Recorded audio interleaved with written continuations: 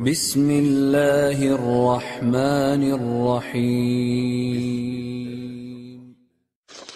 إن الحمد لله نحمده ونستعينه ونستغفره ونعوذ بالله من شرور أنفسنا ومن سيئات أعمالنا أي ما يسوءها وما تسوءها عاقبتها ومن سيئات أعمالنا من يهده الله فلا مضل له ومن يضلل فلا هادي له وأشهد أن لا إله إلا الله وحده لا شريك له وأشهد أن محمدا عبده ورسوله صلى الله عليه وعلى آله وصحبه ومن اهتدى بهداه واستنى بسنته إلى يوم الدين يا أيها الذين آمنوا اتقوا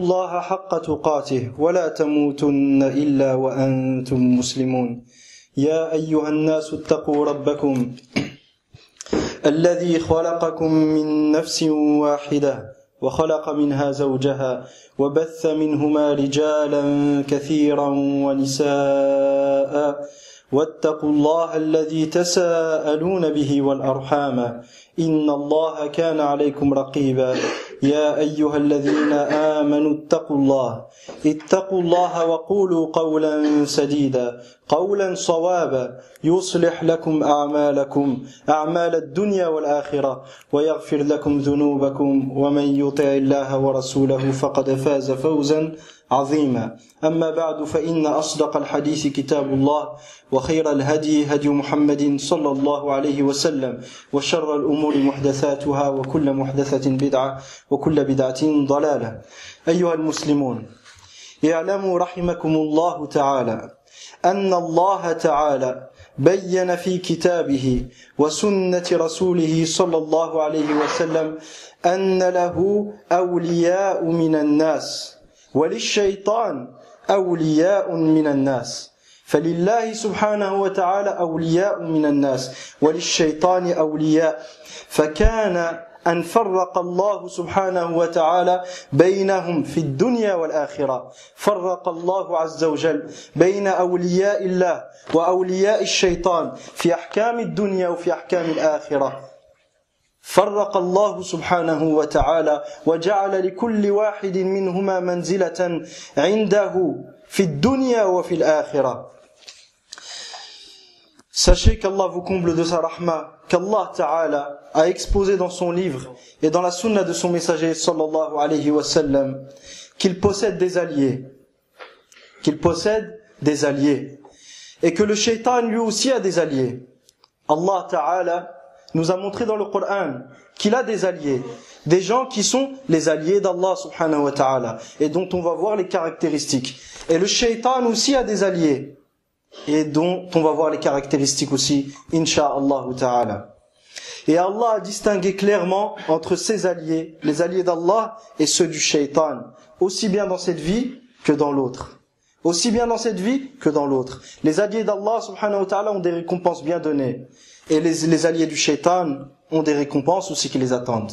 Et des récompenses pas au bon sens, mais au mauvais sens. Les alliés d'Allah subhanahu wa ta'ala ont des ahkam, ont des statuts. Et les alliés du shaitan ont d'autres statuts. فَلِأَوْلِيَاءِ اللَّهِ أَحْكَامٌ خَاصَّةٌ بِهِمْ وَلِأَوْلِيَاءِ الشَّيْطَانِ أَحْكَامٌ خَاصَّةٌ بِهِمْ سَوَاءٌ فِي الدُّنْيَا وَفِي الْآخِرَةِ. Donc que ce soit en ce bas monde ou dans l'au-delà, Allah a clairement distingué ces deux camps et a clairement distingué ces deux parties. وَإِنَّ مِنْ أَعْلَى الْمَطَالِبِ أَيُّهَا الْإِخْوَةُ الْكِرَامِ وَأَسْنَى الْمَرَاتِبِ أي أعلاها أن يستغل العبد أن تستغل أيها المسلم الصادق مع ربه أن تستغل هذه الحياة لتتوصل إلى ولاية ربك تبارك وتعالى وأن تكون وليا لربك الكريم الذي لا أكرم منه ونعمه متوالية عليك أيها المسلم تحيطك من كل جانب منذ أن كنت في رحم أمك الكريمة إلى أن تخرج من هذه الدنيا الفانية. قال ربنا تبارك وتعالى وما بكم من نعمة فمن الله إلى أن ينقضي أجلك فتخرج من هذه الدنيا وأنت متنعم بنعم الله سبحانه وتعالى وأنت تعيش في نعم الله سبحانه وتعالى التي لا تعد ولا تحصى وإن تعدوا نعمة الله لا تحصوها. وقال تبارك وتعالى ولكم في الأرض مستقر ومتاع إلى حين أي إلى حين انقضاء أجلكم. ولكم متاع ولكم في الأرض مستقر ومتاع إلى حين أي تتمتعون وتنقلبون في نعم الله سبحانه وتعالى إلى حين انقضاء أجلكم فيأتيك الموت فتأخذ الملائكة روحك وتصعد بها إلى السماء إلى رب البرية تبارك وتعالى. Et sachez, chers frères, que parmi les plus nobles objectifs qu'on puisse avoir en ce bas monde, que le musulman il a en ce bas monde, et que chacun d'entre nous se doit d'avoir dans le cœur. Car la véritable raison, elle est où? Elle est dans le cœur, pas ici. La véritable raison, elle est là, ici, dans le cœur. Donc parmi les plus nobles objectifs en cette vie et les plus nobles vertus pour l'homme est qu'il cherche et profite de cette vie pour obtenir l'alliance d'Allah subhanahu wa ta'ala. Pour obtenir l'amour d'Allah subhanahu wa ta'ala et le soutien d'Allah tabaraka wa ta'ala. Et qu'il soit l'un des alliés d'Allah sur terre et dans l'au-delà. Donc tu dois t'efforcer quand tu es dans cette vie d'être l'un des alliés d'Allah. D'être un allié d'Allah. Quel honneur y a-t-il plus grand que d'être un allié d'Allah subhanahu wa ta'ala. Mais maintenant, cette finalité, elle a des causes.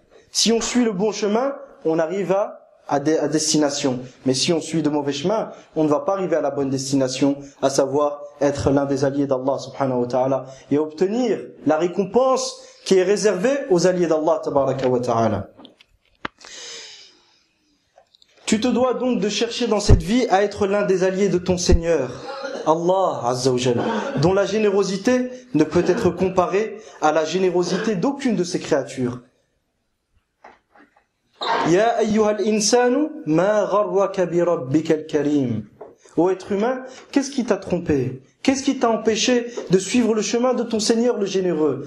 Quelles sont les choses qui ont fait que tu sois trompé et que tu délaisses le chemin d'Allah subhanahu wa ta'ala pour suivre le chemin du shaitan? Ya ayyuhal insanu ma gharraka bi rabbikal karim. Donc l'allié, tu te dois de t'efforcer afin d'être l'allié de ton Seigneur dont la générosité ne peut être comparée à la générosité des créatures. Et devenir l'allié d'Allah dont les bienfaits d'Allah subhanahu wa ta'ala sont permanents et te cernent de toutes parts. Et ce, depuis que tu étais dans le ventre de ta noble mère jusqu'à ce que tu quittes ce bas monde. Les bienfaits d'Allah subhanahu wa ta'ala, depuis que ton âme fut insufflée dans le ventre de ta mère, jusqu'à ce que tu quittes ce bas monde, sont indénombrables. Allah Azza wa Jalla nous dit dans le Coran, et si vous essayez de compter, si vous comptez les bienfaits d'Allah sur vous, vous ne pourrez les dénombrer. C'est impossible. Les bienfaits d'Allah subhanahu wa ta'ala sont indénombrables. Allah dans le Coran nous dit, il n'y a pas un bienfait qui vous parvient sans qu'Allah n'en soit l'origine. Il n'y a pas un bienfait qui te touche, un bienfait dont tu profites en cette vie, un méfait qui est repoussé contre toi, un malheur qui est repoussé contre toi, qui t'est repoussé, si ce n'est que l'origine, elle vient de qui? Elle vient d'Allah tabaraka wa ta'ala. Comme on a vu dans la khutbah précédente, chaque jour et chaque nuit, tu as 4 anges avec toi. Arba'atun minal malaika, ma'aka kulla yawmin wa layla. 4 anges qui sont avec toi. 2 devant toi, un derrière toi pour te protéger par la permission d'Allah Azza wa Jalla des choses qui ne t'ont pas été destinées. Il te protège contre les djinns. Il te protège contre plein de méfaits que tu ne vois même pas. Car nous sommes limités. Le jour où on va mourir, le voile, il va être retiré. Et là, tu vas véritablement voir les choses. Mais ce voile-là, quand il est retiré, ce n'est pas comme une personne qui porte des lunettes et qui ne voit plus rien. Non, à ce moment-là, tu vas voir les réalités. C'est comme si j'ai cette feuille devant vous. Qu'est-ce que je vois? Je vois rien du tout. Si je l'enlève, je vois quoi? Je vois tout. Le moment de ta mort, al-ghita'u alladhi baynaka wa bayna al-'alam al-haqiqi, 'alam al-ghayb sayukshaf wa satara al-'ajab al-'ujab. Satara al-'ajab al-'ujab. Ce jour-là, tu vas voir des choses étonnantes. Et tu vas comprendre réellement que tu n'étais que de passage dans cette vie et qu'il valait mieux semer pour récolter après. Et alhamdulillah, les bienfaits, الحسنات تثبت ثمراتها وتنتج ثمراتها في الدنيا قبل الآخرة ومن عمل صالحا من ذكر أو أنثى وهو مؤمن فلنحيينه حياة طيبة. هذه من أعظم ثمرات الإيمان أن الله عز وجل يسعدك ويجعلك تعيش حياة طيبة مطمئنة. وفي المقابل ومن أعرض عن ذكري فإن له معيشة ضنكا. قال تبارك وتعالى فمن اتبع هدايا فلا يضل ولا يشقى ومن أعرض عن ذكري فإن له معيشة ضنكا ضيقا، يشعر بالحرج الدائم، يشعر بضيق شديد في داخله، لا يجد لذة في الحياة ولا لذة في الطعام ولا في غير ذلك، بل ينقلب من مشقة إلى مشقة، وهو في الظاهر أمام الناس ينقلب بين نعم الله، وفي حقيقته ينقلب بين نقم الله سبحانه وتعالى. كما ذكر في الأثر أن رجلا من بني إسرائيل قال يا رب كم عصيتك ولم تعذبني، فأجابه الله تبارك وتعالى وكم عذبتك ولم تشعر. وهذه من أعظم عقوبات الله سبحانه وتعالى، أي أنه يجعلك لا تبصر الحقائق ولا تفهم الأشياء ولا تفهم حقيقة الإيمان ولا حقيقة العقوبة، تعذب صباحا مساء وأنت لا تشعر. وهذا الغطاء الذي يجعله الله سبحانه وتعالى على قلبك قبل بصرك وعلى بصر القلب قبل بصر العين هو من أعظم عقوبات الله سبحانه وتعالى، وهو من ثمرات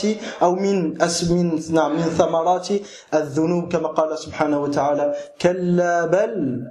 ونقف هنا لماذا؟ لتتدبر ما يأتي بعد ذلك. كلا بل ران على قلوبهم ما كانوا يكسبون، أي ما كسبوا من السيئات وما اكتسبوه جعل على قلوبهم رانا، لم يعودوا يعرفون المعروف ولا ينكرون المنكر. عافاني الله وإياكم من هذه الحالة. Donc, ayyuha al-ikhwatu al-kiram, le véritable bonheur, il est dans l'obéissance d'Allah subhanahu wa ta'ala. Et de s'efforcer dans cette vie d'être l'un des alliés d'Allah. Parce qu'il faut bien comprendre une chose, que lorsque tu accomplis une bonne action, tu en seras récompensé dans cette vie avant d'en être récompensé dans l'autre. Et de l'autre côté, lorsque tu t'éloignes du chemin d'Allah, tu payes les conséquences ici avant de le payer là-haut. Tu payes les conséquences ici avant de le payer là-haut. Et l'une des plus grandes récompenses qui est accordée au serviteur, c'est qu'Allah subhanahu wa ta'ala lui accorde une belle vie intérieure. Il est bien intérieurement. Il observe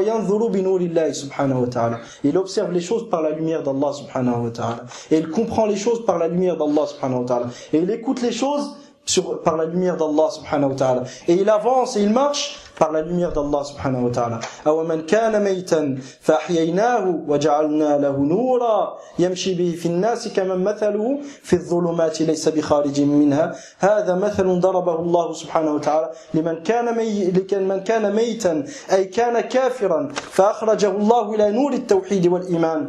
هل هذا يستوي بمن هو في الظلمات ليس بخارج منها لا يفهم شيئا ولا يشعر بإيمان ولا يذوق حلاوة الإيمان ولا ثمار الإيمان؟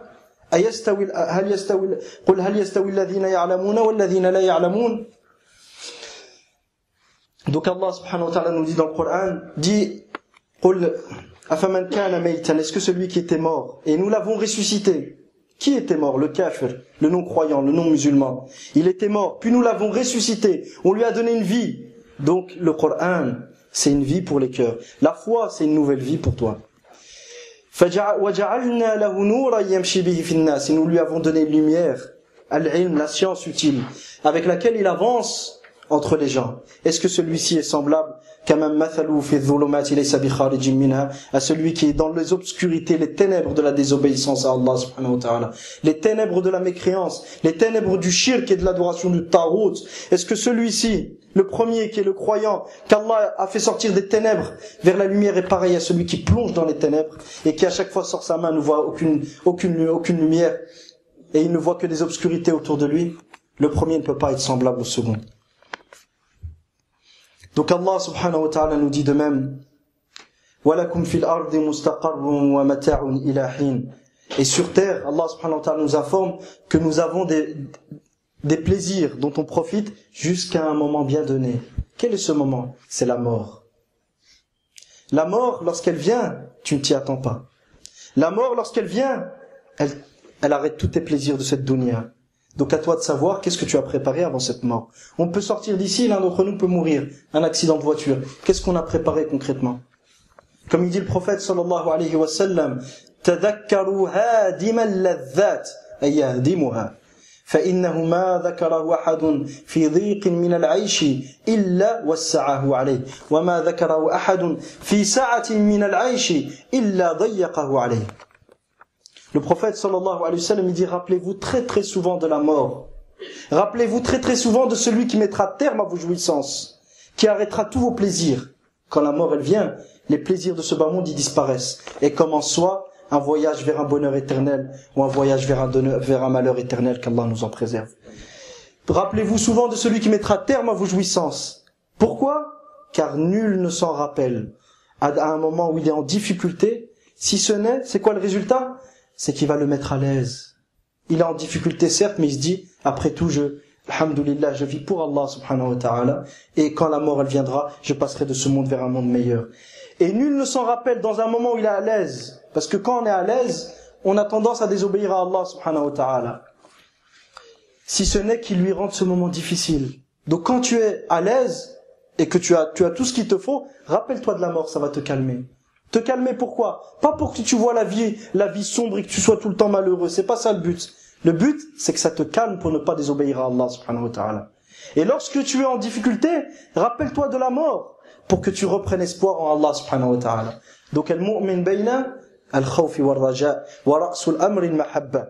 Le croyant, il est entre l'espoir et la crainte, et la base de tout, c'est l'amour d'Allah subhanahu wa ta'ala. وَالَّذِينَ آمَنُوا أَشَدُّ حُبًّا لِلَّهِ. Et ceux qui ont cru, leur amour envers Allah, il est encore beaucoup plus grand et beaucoup plus intense que l'amour que les mushrikines ont pour leur divinité. فأما الولي أيها الإخوة الكرام فهو اسم من أسماء الله تبارك وتعالى. الولي اسم من أسماء الله تبارك وتعالى. قال الإمام ابن جرير الطبري رحمه الله الله ولي الذين آمنوا، أي في تفسير قوله تعالى الله ولي الذين آمنوا، قال أي يتولاهم بعونه وتوفيقه يخرجهم من الظلمات إلى النور، أي يخرجهم من ظلمات الكفر إلى نور الإيمان، يخرجهم من ظلمات الكفر إلى نور الإيمان. والله تعالى والله عز وجل ولي المؤمنين بماذا؟ بإنعامه عليهم وإحسانه إليهم وتولي سائر مصالحهم. فالله يتولاك، والله سبحانه وتعالى إذا أطعته واجتنبت ما حرم ونهى عنه فإنه سيتولاك، وإذا تولاك الله سبحانه وتعالى تولى مصالحك. تخيل أن أحدا من الناس اليوم، أو لو أن أحدنا جاءه رجل كبير أو رجل له جاه في مجتمعه وقال أنا ولي أمرك الآن وسأتولى أمورك ولا تخاف ولا تخشى من أحد، فإذا جاءك أحد فأخبرني وسترى ما أفعل به. كيف سيكون فرحه؟ فما بالك ولله المثل الأعلى، ما بالك إن كان الله عز وجل هو الذي يتولى مصالحك، يتولى كل ما يصلح لك ويبعد عنك ويدفع عنك الأذى. ألا تفرح بذلك؟ فبذلك فليفرحوا. فلتفرح بالإيمان، ولتفرح باليقين، ولتفرح بولاية الله سبحانه وتعالى. ثم قال ابن جرير رحمه الله فهو أي الله عز وجل ولي نعمتهم، فهو الذي يعطيك هذه النعمة، وهو الذي يتولاها، وهو الذي يوصلها إليك، وهو الذي يحافظ عليها، وهو الذي يحفظها لك، وهو الذي يتقبلها بعد ذلك إن شكرت نعمته تبارك وتعالى. Quant au wali, ayyuha al-ikhwatul kiram, on a parlé de l'alliance, on a parlé du fait de devenir l'un des alliés d'Allah subhanahu wa ta'ala. Al-wali, qui est un participe. Al-wali, qui est l'un des noms d'Allah subhanahu wa ta'ala. Que signifie-t-il? l'imam Ibn Jarir al-Tabari, quel est son ouvrage? Et Tafsir Ibn Kathir, c'est le résumé de Tafsir al-Tabari. L'imam Ibn Jarir al-Tabari, rahimahullah, dit, Allah, le sens de la parole d'Allah Ta'ala, Allah dans le Coran, dans Surat al-Baqarah dit, Allah waliyyu alladhina amanu. Allah est le wali de ceux qui ont cru. Il dit, Ibn Jarir, rahimahullah, c'est-à-dire, il en fait ses alliés. Comment? En les aidant et en leur permettant de réussir. Allah, il fait des croyants ses alliés. Comment? En les aidant et en te permettant de réussir ce que tu souhaites entreprendre. Il les fait sortir des ténèbres vers la lumière, c'est-à-dire, il les fait sortir des ténèbres du kufr, de la mécréance. Il les fait sortir des ténèbres de l'adoration d'autre qu'Allah subhanahu wa ta'ala. Il les fait sortir des ténèbres de la participation au kufr, qu'Allah nous en préserve. Il les fait sortir du ténèbre du shirk et de l'invocation d'autre qu'Allah subhanahu wa ta'ala et de l'adoration et de la soumission d'une manière absolue à autre qu'Allah subhanahu wa ta'ala. Vers quoi? Vers la lumière de la foi. Al-imanu billahi wahda. Mais quelle est cette foi, ayyuha al-ikhwatul kiram? Quelle est cette foi? Ma hadha al-imanu alladhi yukhriju Allah subhanahu wa ta'ala ibadahu aw alladhina amanu min dhulumati al-kufri ila nur al-iman.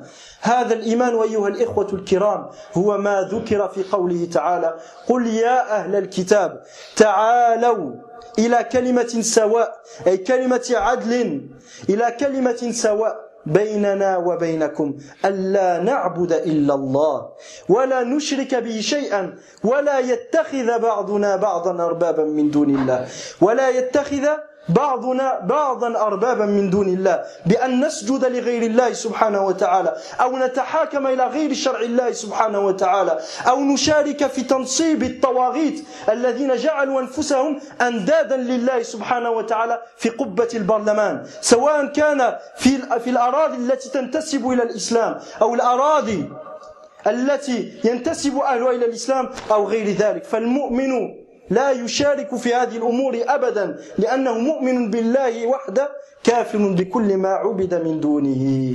والمؤمن لا يجزئ دين الله سبحانه وتعالى لا يختار ما يريد ويرغب فيه ويترك ما يشاء. المؤمن لا يترك عبادة الأصنام ثم يعبد الرجال ويعبد الطواغيت الذين جعلوا أنفسهم حكاما وجعلوا أنفسهم أندادا لله سبحانه وتعالى يفصلون في نزاعات الناس بغير ما أنزل الله سبحانه وتعالى. المؤمن لا يجزي دين الله. المؤمن يستسلم لله سبحانه وتعالى ويتبرأ من كل أنواع الشرك سواء كان شرك القبور أو شرك القصور لا يفرق بين هذا وذاك. ثم والمؤمن لا يطعن ويسعى ويجاهد من أجل يجاهد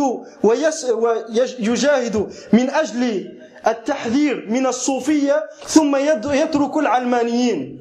بعض الحركات مثل الذين يسمون أنفسهم زورا وبهتان السلفية مدعي السلفية وعلماء الزور والبهتان هؤلاء يشددون النكير على الصوفية الغلاة المشركين وهذا حق. ثم في المقابل تراهم من أولياء العلمانيين. فكيف تجمع بين هذا وذاك؟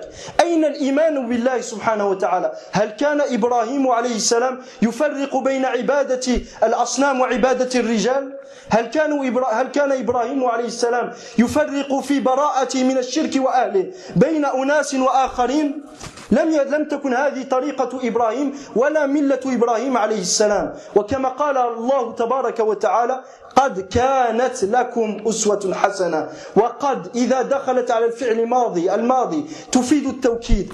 قد كانت لكم أسوة حسنة في إبراهيم والذين معه إذ قالوا لقومهم إنا براء منكم ومما تعبدون من دون الله. بدأوا بالبراءة منهم قبل البراءة من معبوداتهم. لماذا؟ لأن من تبرأ من المشركين لشركهم فيلزم من ذلك ولا بد أنه يتبرأ من الشرك. أما الذي يتبرأ من الشرك قد لا يتبرأ من المشركين وقد يوالي المشركين ويقول هذه مصلحة دنيوية وأفعل هذه الأمور لا اعتقادا بل مجرد مصانعة أوالي هؤلاء أعداء الله سبحانه وتعالى من أجل مصالح دنيوية ويظن أن ذلك يخرجه من الكفر. وفي فعل هذا قد فعل ما فعله بنو إسرائيل. بنو إسرائيل ماذا قالوا؟ قالوا لن ندخل الجنة إلا أياما معدودة. لما عبدوا العجل قالوا ليس لا علينا عبادة العجل حقا باطلة وكذا ولكن لن ندخل النار إلا أياما معدودة فقال الله سبحانه وتعالى قل اتخذتم عند الله عهدا هل اتخذتم عند الله عهدا الله عز وجل هل عاهد لكم أنه سيغفر الشرك أم أنه قال إن الله لا يغفر ويشرك به ويغفر ما دون ذلك لمن يشاء. Donc أيها الإخوة الكرام الإيمان بالله وحده, la foi en Allah subhanahu wa ta'ala, je peux passer dessus et ne rien dire la foi en Allah et la comprendre comme la foi en l'existence d'Allah subhanahu wa ta'ala. Comme certains vivent aujourd'hui, ils sont contents quand ils croient en l'existence d'Allah. Ils sont contents quand ils croient en l'existence d'Allah, ils pensent que ça fait d'eux des croyants. Non, la foi en Allah subhanahu wa ta'ala, c'est ce qu'Allah dit dans le Coran, dans Surat Ali Imran, dit aux gens du livre, venez à une parole d'équité entre vous et nous. Quelle est cette parole? Que nous n'adorions qu'Allah, que nous ne lui donnions point d'associés, qu'on ne donne pas de shirk, qu'on n'associe pas Allah, qu'on ne mette personne à l'égal d'Allah subhanahu wa ta'ala, que ce soit un saint qui est mort, que je vais invoquer, et lui demander de me donner la guérison, ou lui demander de m'aider alors qu'il est mort, ou que ce soit une personne qui se présente pour être législateur pour les gens, ni l'un ni l'autre, et que les uns les autres, la suite du verset, et que les uns les autres, nous ne nous faisions point des seigneurs, nous ne nous prenions pas au point comme seigneur avec Allah. Comment on se prend comme Seigneur avec Allah?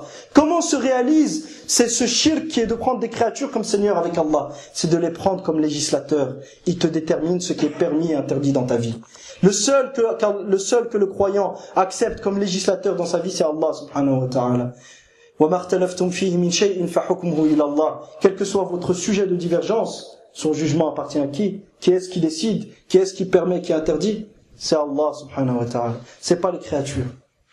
Celui qui se donne le droit de permettre et d'interdire, où il dit, moi je choisis je choisis mon mode de vie dans le sens, ce que je pense être permis, c'est ce qui sera permis. Et ce que je pense être interdit, c'est ce qui sera interdit. Cette personne s'est fait l'égal d'Allah. Et c'est pris pour un Dieu qu'Allah nous en préserve. Et c'est pris pour un Dieu qu'Allah nous en préserve. Donc, ayyuha al-ikhwatul kiram, cette foi en Allah subhanahu wa ta'ala, cette véritable foi, c'est d'adorer Allah et de désavouer et de s'innocenter de tout ce qui est adoré en dehors d'Allah. Et c'est pour cela que le prophète sallallahu alayhi wa sallam dit dans le hadith rapporté par l'imam Ahmed, par l'imam Muslim ainsi que l'imam Ahmed, et cette riwaya est celle de l'imam Muslim, il dit Man wahhada Allah wa kafara bima yu'badu min dunillah haruma maluhu wa damuhu wa hisabuhu ala Allah. Celui qui unifie Allah, qui n'adore qu'Allah, qui est convaincu qu'Allah est unique. Celui qui est convaincu qu'Allah est unique et qui fait en sorte que dans ses actes, il n'adore qu'Allah subhanahu wa ta'ala. Puis, regardez à la suite du hadith. Et désavoue tout ce qui est adoré en dehors d'Allah. Donc s'il y a quelque chose qui est adoré avec Allah subhanahu wa ta'ala, le croyant il doit être en innocent. À ce moment-là, ses biens et son sang seront alors sacrés par la sacralité de l'islam. Je rajoute par la sacralité de l'islam pour qu'on comprenne correctement ce hadith. Ce hadith parle comment quelqu'un devient musulman. Comment il devient musulman? En unifiant Allah, en adorant qu'Allah subhanahu wa ta'ala et en désavouant et en s'innocentant de tout ce qui est adoré en dehors d'Allah. À ce moment-là, il sera croyant. Mais dire la ilaha illallah sans comprendre le sens, ou dire la ilaha illallah sans en être certain, ou dire la ilaha illallah sans aimer la ilaha illallah, sans aimer les gens qui disent la ilaha illallah, et sans aimer les implications de la ilaha illallah, ça n'est d'aucune utilité. Dire la ilaha illallah sans être véridique et en mentant et en montrant en apparence ce qu'on cache intérieurement, c'est-à-dire en disant je crois la ilaha illallah alors qu'intérieurement on n'y croit pas, ça ne sera d'aucune utilité. وَقَدِمْنَا إِلَى مَا عَمِلُوا مِنْ عَمَلٍ فَجَعَلْنَاهُ هَبَاءً مَنْثُورًا. Allah subhanahu wa ta'ala le jour dernier, il présentera lorsque les actions et les bonnes actions de certaines personnes qui ont commis du shirk lui seront présentées, ces bonnes actions n'auront aucune valeur aux yeux d'Allah subhanahu wa ta'ala. Ils disparaîtront tous. Pourquoi? Parce qu'il y a eu le shirk dedans. Si jamais tu commets du shirk, wala in ashrakta wala qad uhiya ilayka ay ila an-nabi Muhammad sallallahu alayhi wa sallam wa ila alladhina min qablik ay ulil azmi war rusuli wal anbiya la in ashrakta walau marra لئن أشركت ليحبطن عملك ولتكونن من الخاسرين من الكافرين. هذا في النبي صلى الله عليه وسلم فما بالك بغيره ما بالك بمن لا يساوي ظفر النبي صلى الله عليه وسلم أتراه يسلم ويعذر بجهله كما يدعي البعض وَلَقَدْ أُوحِيَ إِلَيْكَ وَإِلَى الَّذِينَ مِنْ قَبْلِكَ لَإِنْ أَشْرَكْتَ لَيَحْبَطَنَّ عَمَلُكَ وَلَتَكُونَنَّ مِنَ الْخَاسِرِينَ. Donc si le prophète sallallahu alayhi wa sallam, Allah s'adresse à lui et dit, et certes il te fut révélé à toi, Muhammad sallallahu alayhi wa sallam, et ceux qui étaient avant toi, les prophètes et les nobles messagers, que si jamais tu fais une association, que tu fais un shirk, que tu associes une seule fois à Allah, toutes tes actions seront vaines et tu seras dans l'au-delà du nombre des perdants, c'est-à-dire du nombre des mécréants. Si ça c'est valable pour le prophète sallallahu alayhi wa sallam, que dire d'autre que le prophète sallallahu alayhi wa sallam? Si le prophète sallallahu alayhi wa sallam, si jamais il commet du shirk, toutes ses actions seront vaines. Qu'en serait-il d'autre que le prophète, de gens qui ne valent rien devant Muhammad sallallahu alayhi wa sallam? Que dire de ces gens? Pense-t-on qu'ils seront sauvés, ces gens? Pense-t-on qu'on va les appeler musulmans et leur donner les droits des musulmans alors qu'ils invoquent autre qu'Allah et demandent à autre qu'Allah ce que seul Allah subhanahu wa ta'ala peut faire? Ou qu'ils recherchent l'arbitrage du Tarout et qu'ils recherchent la loi du Tarout et prennent la loi du Tarout autre que la loi d'Allah et l'imposent aux gens, et quiconque leur dit il ne faut pas appliquer la loi d'une autre loi que la loi d'Allah, ces gens-là, qu'est-ce qu'ils font, ces dictateurs? Ils les emprisonnent, ils les torturent, des 30 ans, des 40 ans de prison, des tortures qu'on ne peut même pas imaginer, qui sont inhumaines. Ces gens qui font ça, où est le désaveu du Tarout? Où est l'adoration d'Allah subhanahu wa ta'ala seul? Et celui qui insulte Allah, comment il peut être musulman? Miskin, il s'est énervé, comme ils disent certains. Il s'est énervé, il a trouvé que Allah. Sa mère, pourquoi il l'a pas insulté, sa mère? Son père, pourquoi il l'a pas insulté? Mais Allah, il a insulté, il n'y a rien. Et les autres, non, mais il faut te calmer. Subhanallah, il t'aurait insulté ta mère, tu vas lui dire, faut te calmer. Et elle est où la valeur d'Allah dans nos cœurs? Elle est où? Donc il faut bien qu'on comprenne, le musulman, c'est celui qui se soumet à Allah. La soumission, c'est l'humilité. Pas celui qui se rebelle sur Allah subhanahu wa ta'ala, celui qui se révolte contre Allah subhanahu wa ta'ala. C'est pas ça le musulman. Le musulman, c'est celui qui se soumet à Allah seul. Pas celui qui se soumet à Allah et à autre qu'Allah. Il se soumet à la législation d'Allah et de l'autre côté, soi-disant, il se soumet à la législation d'Allah. Et de l'autre côté, il impose une autre loi que la loi d'Allah subhanahu wa ta'ala. Comme l'ont fait le mouvement de Hamas et d'autres je parle de Hamas parce que quand on comprend la situation de Hamas, on va comprendre la situation des autres Tawarid. Mais si on comprend la situation des gouverneurs arabes, mais on ne comprend pas la situation de Hamas, ça va être délicat. Ces gens qui s'affilient à l'islam, qui prétendent que l'islam est la solution. Qu'est-ce qu'ils ont fait? Quand ils ont eu le pouvoir à Gaza, qu'est-ce qu'ils ont fait? Ils ont appliqué la charia d'Allah subhanahu wa ta'ala. Ça ne leur traverse même pas l'esprit. Mais de l'autre côté, il y a une soumission totale et absolue aux lois forgées par les hommes, qu'Allah nous en préserve. وأقول قولي هذا واستغفر الله لي ولكم ولسائر المسلمين من كل ذنب فاستغفروه إنه هو الغفور الرحيم.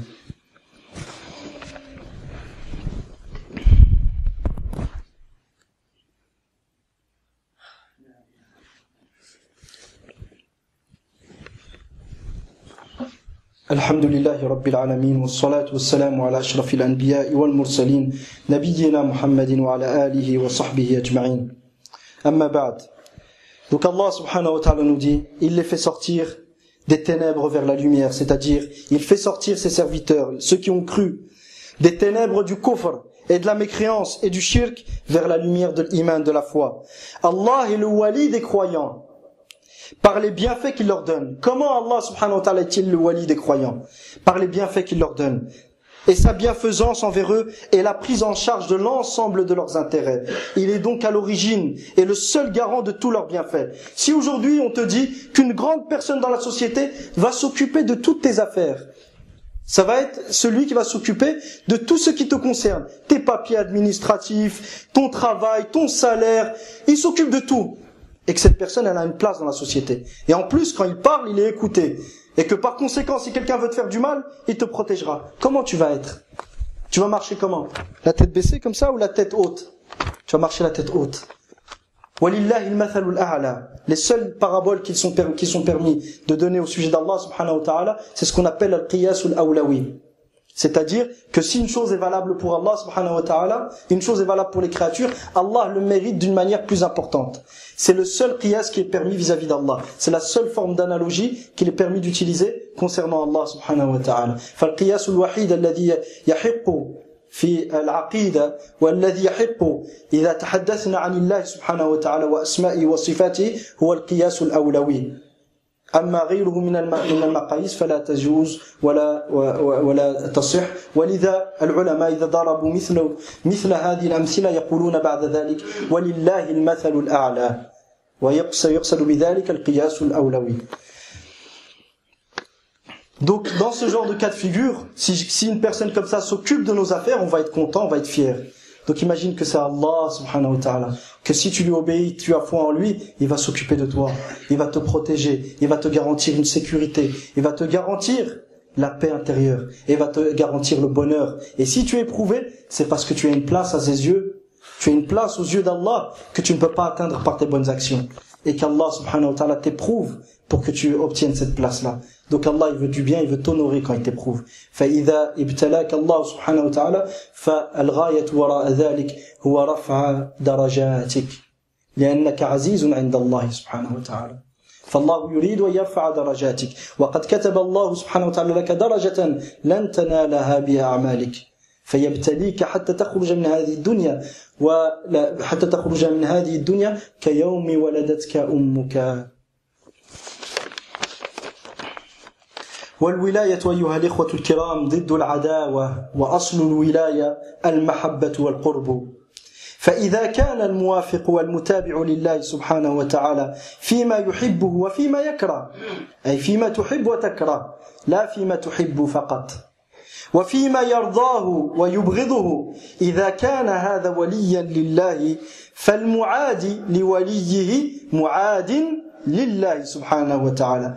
انظروا وتدبروا قوله تبارك وتعالى يا أيها الذين آمنوا لا تتخذوا عدوي وعدوكم أولياء تلقون إليهم بالمودة.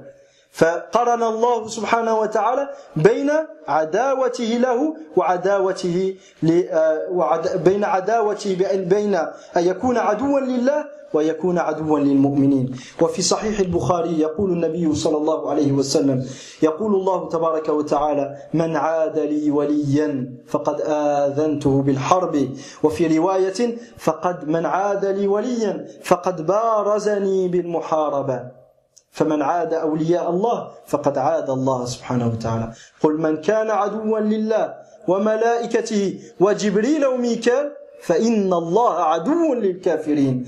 سواء كنت عدوا لله مباشرة أو كنت تعادي نبيا من أنبياء الله أو ملكا من ملائكة الله سبحانه وتعالى أو تعادي وليا من أولياء الله سبحانه وتعالى من أجل ولايته أو تعادي عالما من علماء الأمة أو تعادي صالحا من صلحائها من أجل صلاحه، فإذا فعلت فأنت عدو لله سبحانه وتعالى. وقال النبي صلى الله عليه وسلم في تتمة الحديث وما تقرب إلي عبدي بشيء أحب إلي مما افترضته عليه وما يزال ولا يزال عبدي يتقرب إلي بالنوافل حتى أحبه ولا يزال عبدي يتقرب إلي بالنوافل حتى أحبه فإذا أحببته انظر إذا كتب الله لك محبته كنت سمعه الذي يسمع به وبصره الذي يبصر به ويده الذي يبطش بها ورجله الذي يمشي بها ولئن سألني لأعطينه. انظر لام التوكيد ونون التوكيد. ولئن سألني لأعطينه ولئن استعاذني لأعيذنه ومن عاد لي وليا فقد آذنته بالحرب. وفي رواية ومن عاد لي وليا فقد بارزني بالمحاربة. فما بالك بمن يبارز الله تبارك وتعالى بالمحاربة أتراه ينجو من ذلك؟ Donc أيها الإخوة, l'alliance est le contraire de al-adawa, du désaveu. Lorsqu'on parle d'alliance d'Allah, d'être l'allié d'Allah, il faut savoir que l'alliance est le contraire du désaveu. Et l'origine linguistique du terme, l'alliance, est l'amour et la proximité. Lorsqu'on dit que tu es l'allié de quelqu'un, c'est que tu y t'aimes et que tu l'aimes et qu'il est proche de toi et que tu es proche de lui. Donc, celui donc qui suit Allah subhanahu wa ta'ala, il suit ce qu'Allah lui a dit, dans ce qu'il aime et dans ce qu'il n'aime pas. Tu ne dois pas choisir dans la religion d'Allah. Et il se peut que vous ayez de la répulsion envers une chose alors qu'elle vous est un bien. Il faut que tu partes de cette règle d'or. Ce qu'Allah m'a dit, c'est ça le bien. Ce qu'Allah m'a interdit, c'est ça le mal. Même si moi, je le vois pas. Allah dans le Coran nous dit et il se peut que vous ayez de la répulsion, que vous détestiez une chose. On parle pas de détester ce qu'Allah a prescrit, mais de la répulsion intérieure. Comme lorsque tu te lèves pour faire la prière de l'Fajr, tu as une certaine répulsion intérieure. C'est difficile. Cette répulsion naturelle n'est pas du kufr, elle est naturelle. Il n'y a aucun mal à la voir, c'est tout à fait humain. Mais cette répulsion-là, tu dois aller au-delà. Tu ne dois pas répondre et te soumettre à ce que te dit ce que te dicte cette répulsion. Et il se peut que vous ayez de la répulsion vers une chose alors qu'elle vous est un bien. Et il se peut que vous et il se peut que vous aimiez une chose de l'autre côté alors qu'elle vous est un mal. Et la règle d'or, c'est quoi? Garde cette règle d'or dans ta tête. Qu'elle soit ancrée dans ton cœur, qu'elle soit gravée à jamais. Wallahu ya'lamu wa antum la ta'lamun. Et Allah il sait, vous ne savez pas. Allah il sait et vous ne savez pas.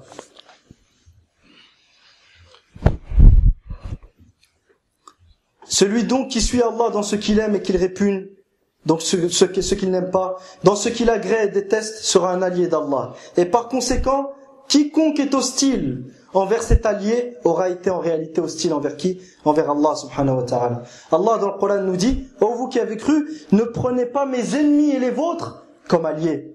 Ne prenez pas mes ennemis et les vôtres comme alliés. Regardez comment Allah subhanahu wa ta'ala, et méditez comment Allah subhanahu wa ta'ala a lié entre eux mes ennemis et les vôtres. Donc ceux qui vous sont les ennemis sont les miens. Regarde la noblesse qu'Allah t'a donnée. Ne prenez pas mes ennemis et les vôtres comme alliés en leur accordant de la mawadda. La mawadda dont il est question ici, la compassion interdite, c'est ce que Hatib ibn Abi Balta'a a fait, radiyallahu anhu, lorsqu'il a envoyé un courrier aux kuffar de Quraysh, leur prévenant que Muhammad sallallahu alayhi wa sallam allait arriver. Donc ceci est une preuve d'une mawadda intérieure qui est interdite. Mais il y a une mawadda naturelle, ce n'est pas de celle-ci dont on parle. La compassion naturelle envers un père mécréant ou non musulman et envers une mère non croyante, cette compassion naturelle, c'est pas de celle-ci dont il est question dans le verset. Dans le verset, il est question de la compassion qui te mène à désobéir à Allah subhanahu wa ta'ala. Et c'est celle-ci qu'Allah subhanahu wa ta'ala a blâmé. Mais sinon, ce qui est naturel et que tu ne peux pas contrôler, tu n'en es pas responsable. فلا تكليف بما لا يطاق. لا تكليف بما لا يطاق. فإذا كانت أمك مشركة وشعرت في داخلك وفي قلبك بشيء من المودة لها وهذه المودة مودة طبيعية فلا عليك. لن يحاسبك الله سبحانه وتعالى عليها ما دامت لا تدفعك إلى معصية الله سبحانه وتعالى. Cette compassion intérieure, Allah il va pas te juger pour cette compassion naturelle tant qu'elle ne te pousse pas à désobéir à Allah. Ici, Hatib ibn Abi Balta'a l'a poussé à désobéir à Allah subhanahu wa ta'ala. Il a envoyé une lettre au kuffar de Quraysh les prévenant que Muhammad sallallahu alayhi wa sallam était sur le point d'arriver. Méditez donc comment Allah subhanahu wa ta'ala a joint entre eux mes ennemis et les vôtres. Ce qui prouve que celui qui est hostile envers les croyants est en réalité hostile envers Allah. Et dans Sahih al-Bukhari, le prophète sallallahu alayhi wa sallam dit, Allah tabaraka wa ta'ala, ou Allah ta'ala dit, celui qui est hostile envers l'un de mes alliés, je lui déclare la guerre. Celui qui est hostile envers l'un des alliés d'Allah subhanahu wa ta'ala pour son obéissance à Allah, pour son amour pour Allah, comme ceux qui se moquent des religieux pour leur religion, ils se moquent des musulmans pour leur islam, ils se moquent de celui qui porte la barbe pour la barbe, ou celle qui a le hijab pour le hijab, ceux-là, Allah leur déclare la guerre. Est-ce qu'ils sont contents de vivre comme ça? Ce n'est pas n'importe qui, ce n'est pas un roi du monde. Demain, juste le flic du quartier ou l'agent de quartier te déclare la guerre, tu rentres chez toi en cachette. Que dirait-on si Allah subhanahu wa ta'ala te déclare la guerre? Si Allah subhanahu wa ta'ala te déclare la guerre, comment tu vas vivre? Donc il faut faire très très attention et être attentif à ne pas payer les conséquences de ces actes. Qu'Allah nous en préserve. Et le prophète, dans une autre riwaya, le prophète sallallahu alayhi wa sallam dit, Allah ta'ala dit, et celui qui est hostile envers l'un de mes alliés, il m'aura déclaré la guerre. Donc c'est toi-même qui auras semé, c'est toi-même qui auras participé à ton malheur, parce que c'est toi qui déclares la guerre à Allah subhanahu wa ta'ala. Et le prophète sallallahu alayhi wa sallam dit dans ce même hadith, et mon serviteur ne cesse de se rapprocher de moi, et mon serviteur ne se rapproche de moi par une chose que j'aime plus et qui m'est plus chère que ce que je lui ai prescrit. ce qui est obligatoire. Et mon serviteur ne cesse de se rapprocher de moi par des choses qui sont surérogatoires, qui ne sont pas obligatoires, jusqu'à ce que je l'aime.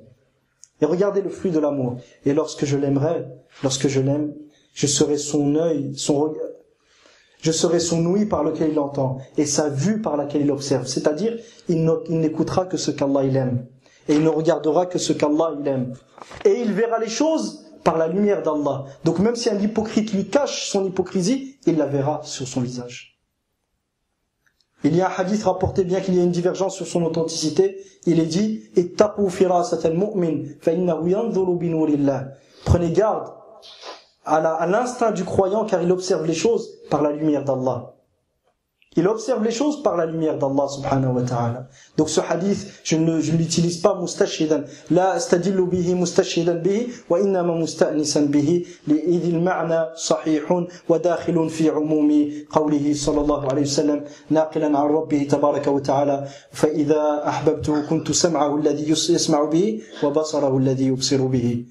Et je serai ensuite sa main par laquelle il prend. Il ne prendra que ce que j'aime. Et je serai ses pieds par lesquels il marche, c'est-à-dire qu'il ne marchera que là où j'aimerais qu'il marche, et que les endroits que je lui ai permis. Voilà in sa'alani, et s'il me demande une chose, sans aucun doute, avec certitude, je lui accorderai.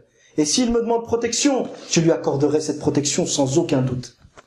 Et celui qui déclare la guerre à l'un de mes alliés, et celui qui est hostile envers l'un de mes alliés, je lui déclare la guerre. Qu'Allah nous en préserve.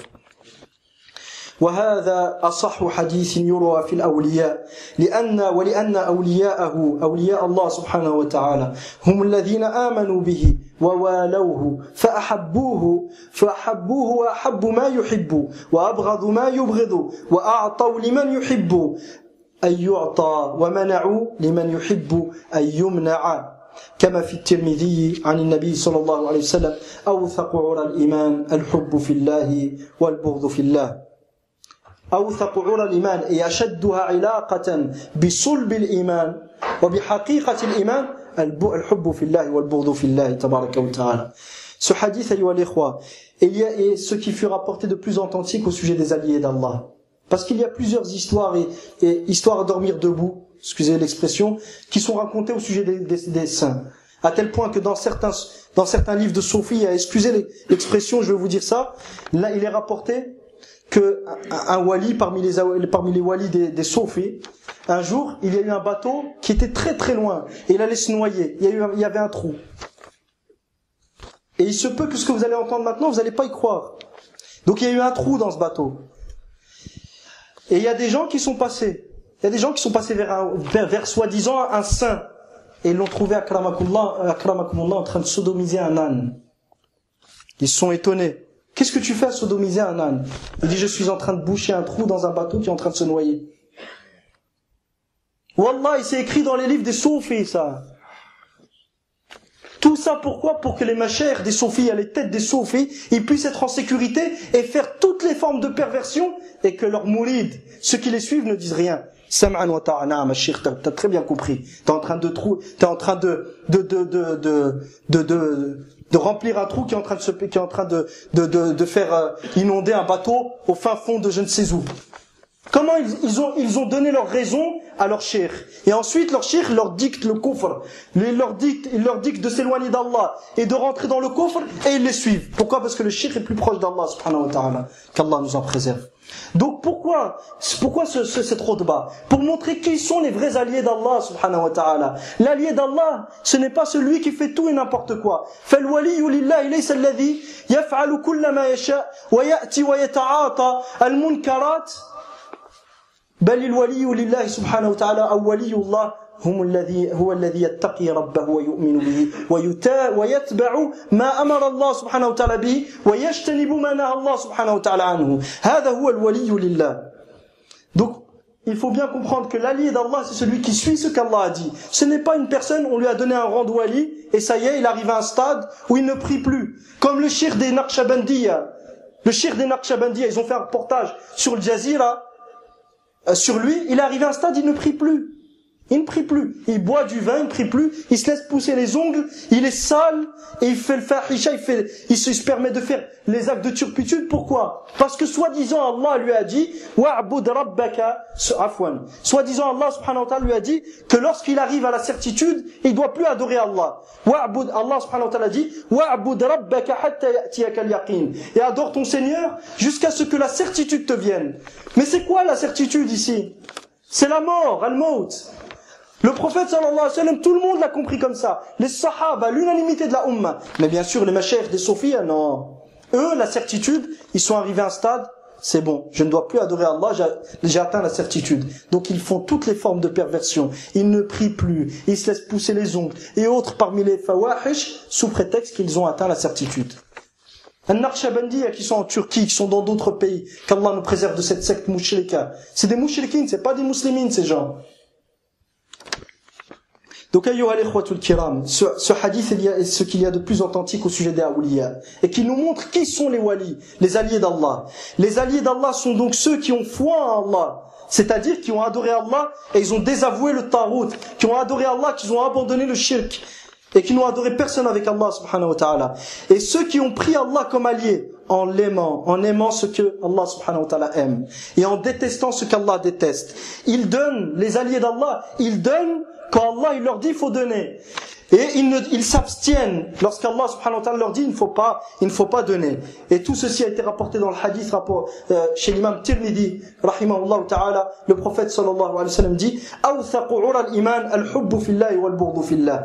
Parmi les anses de la foi, parmi les choses qui font partie de l'iman, celle qui a le lien le plus fort avec le vrai iman, c'est quoi? C'est l'amour pour Allah et la haine pour Allah. Aimer et détester pour Allah. C'est ça le véritable wali d'Allah subhanahu wa ta'ala. ومن حين بعث الله النبي صلى الله عليه وسلم جعله الفارق بين أوليائه وأعدائه. Et depuis qu'Allah subhanahu wa ta'ala a envoyé Muhammad sallallahu alayhi wa sallam, il a fait que Muhammad soit celui qui fait la différence entre les alliés d'Allah et les ennemis d'Allah subhanahu wa ta'ala. فلا يكون وليا لله إلا من آمن به وبما جاء به واتبعه ظاهرا وباطنا أي اتبعه فيما يظهر للناس وفيما بينه وبين ربه تبارك وتعالى. Donc le seul qui peut être un allié d'Allah, qui peut être un wali, c'est qui? Celui qui suit le prophète sallallahu alayhi wa sallam, qui croit au prophète sallallahu alayhi wa sallam, qui obéit au prophète sallallahu alayhi wa sallam et qui suit le prophète en apparence et intérieurement aussi. Il ne doit pas être un munafiq, le croyant. Et le wali ne doit pas être un hypocrite. وَأَمَّا مَنِ ادَّعَى مَحَبَّةَ اللَّهِ وَوِلَايَتَهُ وَلَمْ يَتَّبِعِ النَّبِيِّ صلى الله عليه وسلم فَلَيْسَ مِنْ أَوْلِيَاءِ اللَّهِ. Quant à celui qui prétend aimer Allah et prétend être l'allié d'Allah sans suivre le prophète sallallahu alayhi wa sallam, celui-ci n'est pas un allié d'Allah. Comme certains laïcs aujourd'hui, certains almani qui falsifient la religion d'Allah subhanahu wa ta'ala, tout en prétendant, moi je veux bien faire, je veux rendre service aux musulmans. Rendre service aux musulmans comment? En prêtant allégeance à une constitution mécréante. Rendre service aux musulmans comment? En devenant un législateur et en acceptant qu'on te dise que tu es législateur avec Allah subhanahu wa ta'ala. Rendre service aux musulmans comment? En délaissant la base même de l'islam qui est l'adoration d'Allah et le désaveu de tout ce qui est adoré en dehors d'Allah subhanahu wa ta'ala. Et de l'autre côté, ceux qui disent qu'ils sont les alliés d'Allah, alors qu'en réalité, qu'est-ce qu'ils font? Ils ne suivent plus le prophète sallallahu alayhi wa sallam. Ils disent à ceux qui les suivent, après ma mort, tu vas construire au-dessus de ma tombe. Tu vas construire au-dessus de ma tombe un mausolée et tu vas venir te recueillir auprès de moi. Et tu vas m'invoquer et seul moi je pourrai t'être utile. Et parmi les histoires inventées par lesquelles on égare les gens, soi-disant Omar radiyallahu anhu, lorsque l'ange de la mort lui est venu dans sa tombe, il lui a dit Mar Rabbuk, qui est ton Seigneur? Et Omar lui aurait dit Zouran wa buhtan, kadhib ala Omar radiyallahu anhu, bal hiya min khurafat as-soufiyya. Omar lui aurait dit et toi qui est ton Seigneur? C'est un mensonge, cette histoire n'existe pas. Cette histoire, elle a été inventée par les soufis. Pourquoi? Pour prouver à ceux qui les suivent, ne t'inquiète pas, même si toi t'arrives pas à répondre, je viendrai dans ta tombe et je t'aiderai. Et c'est moi qui vais te raffermir. Qui est-ce qui raffermit les croyants? Yuthabbitu man? Yuthabbitu Allah. Alladhina amanu fil hayati ad-dunya wa fil akhirah. Qui est-ce qui raffermit les croyants? C'est Allah subhanahu wa ta'ala. Allah dans le Coran nous dit Allah raffermit ceux qui ont cru. C'est Allah qui raffermit. C'est pas autre qu'Allah. C'est pas les hommes qui raffermissent. En ce bas monde, c'est-à-dire lorsque son âme va sortir et dans l'au-delà lorsqu'il est dans sa tombe. بل من خالف الله سبحانه وتعالى كان من أعداء الله ومن أولياء الشيطان. قال الله تعالى: قل إن كنتم تحبون الله فاتبعوني يحببكم الله ويغفر لكم ذنوبكم. قال الحسن رحمه الله تعالى، أي الحسن البصري، قال: ادعى قوم زعموا محبة الله فأنزل الله هذه الآية محنة لهم ابتلاء لهم فتنة لهم ليعلم حقيقة إيمانهم من كفرهم وكفرانهم.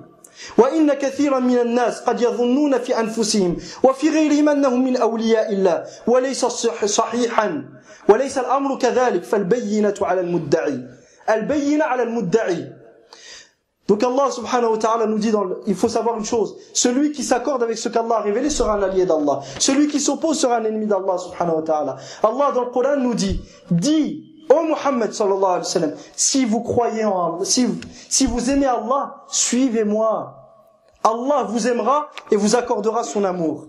Al-Hasan al-Basri rahimahullah dit, il y a eu un peuple, c'est-à-dire il dit ce verset, quel est son contexte? Il y a des gens qui ont dit, on aime Allah. On aime Allah. Allah a révélé ce verset pour les tester. C'est-à-dire que si vous êtes véritablement croyant, vous aimez vraiment Allah subhanahu wa ta'ala, suivez le prophète sallallahu alayhi wa sallam. Mais si vous ne le suivez pas, فَإِن تَوَلَّوْا, s'il se détourne de la religion d'Allah, s'il se détourne de la soumission à Allah subhanahu wa ta'ala et de l'obéissance du prophète sallallahu alayhi wa sallam, فَإِنَّ اللَّهَ لَا يُحِبُّ الْكَافِرِينَ. Certes, Allah n'aime pas les mécréants. Donc celui qui prétend être un allié d'Allah, aimer Allah, mais n'agit pas en conséquence, celui-ci, sa foi et son iman ne seront pas acceptés. Et il y a un grand nombre de gens aujourd'hui qui prétendent être les alliés d'Allah. Mais alors que la situation est tout autre. Le véritable allié d'Allah, c'est celui qui fait ce qu'Allah a demandé, subhanahu wa ta'ala. Celui qui craint Allah, qui met en pratique les actes obligatoires, qui adore Allah et désavoue tout ce qui est adoré en dehors d'Allah, et qui accomplit ses prières, jeûne ce mois de Ramadan, donne sa zakat, aide les musulmans, soutient les faibles et ceux qui sont en difficulté. Ça, c'est le véritable allié d'Allah, subhanahu wa ta'ala. Pas celui qui reste chez lui, qui est assis, il laisse pousser ses ongles, ses cheveux. S'il est ses cheveux, il les laisse pousser je ne sais comment, il ne prie plus, il fait le fawahish, il essaie de boucher un trou dans un bateau qui se trouve au fin fond du monde en faisant le fahisha. C'est pas lui l'allié d'Allah, lui c'est un tarout. Ce genre de personnes, c'est les tarout. C'est des gens qui sont là pour falsifier la religion d'Allah, pour amener les gens à se soumettre à eux, pas à Allah subhanahu wa ta'ala. وأخيرا أيها الإخوة الكرام فاعلموا أن اليهود والنصارى ادعوا أنهم أولياء الله وأحباؤه. Sachez que les juifs et chrétiens ont prétendu être les alliés d'Allah subhanahu wa ta'ala et les bien-aimés d'Allah. Et Allah leur répond: قالت اليهود والنصارى نحن أبناء الله وأحباؤه قل فلم يعذبكم بذنوبكم بل أنتم بشر ممن خلق فالله سبحانه وتعالى وقالوا لن يدخل الجنة إلا من كان هودا أو نصارى. Donc les juifs et chrétiens, ils ont dit, nous sommes les bien-aimés d'Allah et les alliés d'Allah. Nous sommes les enfants d'Allah et les bien-aimés d'Allah. Allah, il leur répond, dit, pourquoi Allah vous châtierait-il alors de vos péchés? Mais vous n'êtes que des êtres humains parmi les êtres humains qu'Allah a créés. Et dans un autre verset, les juifs, ils ont dit, seuls les juifs entreront au paradis. Et les chrétiens ont dit, seuls les chrétiens entreront au paradis. Et Allah, il répond à tout ça, il dit, لن يدخل الجنة إلا من كان هودا أو نصارى لن يدخل الجنة إلا وقالوا لن يدخل الجنة إلا من كان هودا أو نصارى تلك أمانيهم قل هاتوا برهانكم إن كنتم صادقين. Ceci n'est que leurs espoirs infondés. Ceci ne sont que leurs espoirs infondés qu'ils ne font rien pour concrétiser. Puis Allah subhanahu wa ta'ala dit apportez vos preuves si vous êtes véridiques. Ensuite Allah subhanahu wa ta'ala nous montre qui est-ce qui va entrer au paradis. Bala man aslama wajhahu lillah, aslama nafsahu lillah subhanahu wa ta'ala, abada Allah wa taraka ash-shirk, tabarra'a min kulli ma'budin siwa Allah wa min kulli man abada ghayra Allah subhanahu wa ta'ala. Allah leur répond ensuite pour montrer qui est-ce qui va entrer au paradis. Il dit seuls ceux loin de là, c'est-à-dire ni vous, ni les juifs, ni les chrétiens, ni les juifs n'entreront au paradis. Mais qui entrera au paradis? Ceux qui ont soumis leur être à Allah. C'est-à-dire, ils n'ont adoré qu'Allah, ils n'ont adoré personne d'autre avec Allah subhanahu wa ta'ala. tout en étant bienfaisant, c'est-à-dire en suivant la sunna du messager sallallahu alayhi wa sallam. وهو محسن أي متبع لسنة النبي صلى الله عليه وسلم. بلى من أسلم وجهه لله وهو محسن فلا خوف عليهم ولا هم يحزنون. Cela, il n'y a aucune peur qui les attend dans le futur. ولا هم يحزنون, et ils ne s'attristeront pas face au passé et face aux choses qu'ils ont laissées derrière eux. وبارك الله فيكم. أسأل الله سبحانه وتعالى أن يعيننا. ربنا عنا ولا تعين علينا وانصرنا ولا تنصر علينا وامكر لنا ولا تمكر علينا واهدنا ويسر الهدى إلينا وانصرنا على من بغى علينا. ربنا اجعلنا لك شاكرين لك ذاكرين لك راهبين لك مطواعين لك مخبتين إليك أواهين منيبين. ربنا تقبل توبتنا وأجب دعوتنا وثبت حجتنا. ربنا تقبل دعوتنا ربنا تقبل دعوتنا واغسل حوبتنا وأجب دعوتنا وثبت حجتنا وسدد ألسنتنا واهد قلوبنا واسلل سخيمة صدورنا. اللهم أعز الإسلام وأهله. اللهم أعز الإسلام وأهله. اللهم أعز الإسلام وأهله. اللهم أعز الإسلام وأهله يا رب العالمين. اللهم أعز الإسلام وأهله. وقوموا لصلاتكم يرحمكم الله.